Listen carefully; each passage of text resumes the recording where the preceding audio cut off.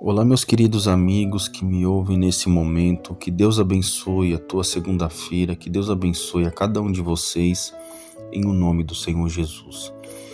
Hoje a gente vai meditarmos juntos aqui no livro de 2 Timóteo, capítulo 2, do versículo 1 ao 4, amém?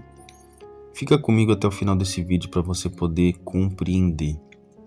Hoje a gente vai meditar, refletir juntos sobre constância em relação a fazer a obra de Deus.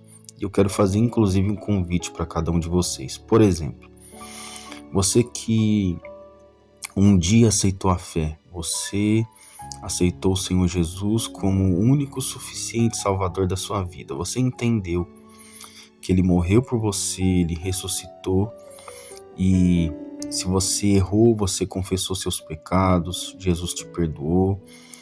Você entendeu que você precisava receber o Espírito dele, que é o Espírito Santo, e você foi batizado com o Espírito Santo. O Espírito Santo desceu sobre você quando você buscou, porque você se esvaziou de si mesmo, né?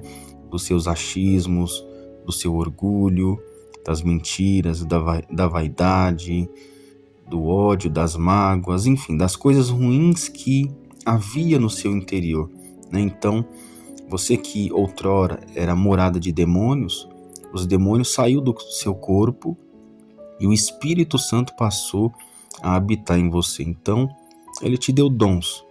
Dom de falar em línguas, dom de curar enfermos, dom de expulsar demônios, dom de pregar a palavra de Deus e por aí vai. E você entendeu que você tem um chamado ministerial. Eu estou falando com você que já fez a obra de Deus ou que está atualmente fazendo a obra de Deus, independente de placa de igreja.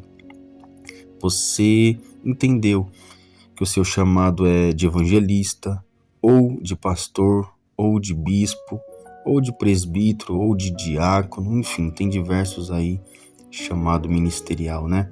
Na verdade são 5, né? Tem o profeta, mas enfim, eu não quero falar sobre quem é aquilo ou quem é isso, mas em relação a obreiros, porque obreiro é todo aquele que faz a obra de Deus. Esse é o significado de obreiro, então, dependente de chamado. O obreiro, que somos nós, pessoal, a gente precisa fazer a obra de Deus com constância. E aqui no livro de 2 Timóteo, no capítulo 2, o apóstolo Paulo fala inclusive sobre isso, porque depois que a gente entendeu essa fé e a gente hoje cuida da nossa própria alma, a gente deve com constância também cuidar da alma do próximo, que é o que? Levar o evangelho a toda criatura. E constância, pessoal, não é quantidade. Por exemplo, você diariamente, ou você vai o dia inteiro, 24 horas por dia falando de Jesus, não é isso. Mas é constância. Por exemplo, você tira 3 dias na semana, por exemplo, para evangelizar. Você tira 4 dias, você tira 2 dias, você tira 1 dia na semana, enfim. Cada pessoa tem uma estrutura para levar o evangelho para outras pessoas, entende? Porque a gente sabe que a gente vive num mundo que é muito corrido, né? A gente tem muitos afazeres, então a gente administra o nosso tempo e a gente, né, que quer passar também essa fé para outras pessoas, a gente acaba tirando um tempo para poder fazer isso. Então olha só o que diz aqui, ó. Sem desanimar, sem desistir, sem voltar para trás, entende? Olha só o que diz. Tu, pois, meu filho, fortifica-te na graça que há em Cristo Jesus. Por que o apóstolo Paulo está dizendo fortifica-te na graça que há em Cristo Jesus? Porque a gente sabe que a gente vive num mundo muito atribulado. E muitos pastores, muitos evangelistas, muitos diáconos, missionários, presbíteros, enfim, eles desistem de fazer a obra de Deus justamente por causa das dificuldades que eles próprios enfrentam no dia a dia. Às vezes é no trabalho, às vezes é na família, às vezes é com dinheiro, às vezes é por causa de perseguições, às vezes, enfim, injustiças. Então a pessoa ela acaba às vezes desanimando.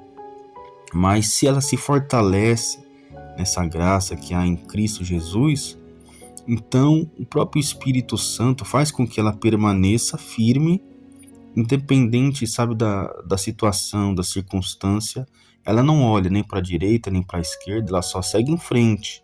Ela continua, sabe, viver ali o pão nosso de cada dia, vivendo as suas lutas diárias, renunciando a si mesmo, enfim, é uma luta constante, é uma guerra que a gente vive contra o diabo, contra os demônios, contra o mal, e para arrancar justamente as almas das garras do diabo, como um dia a gente também foi arrancado das garras dele, quando a gente ouviu a palavra de Deus através de alguém que pregou o evangelho do Senhor Jesus para nós, enfim.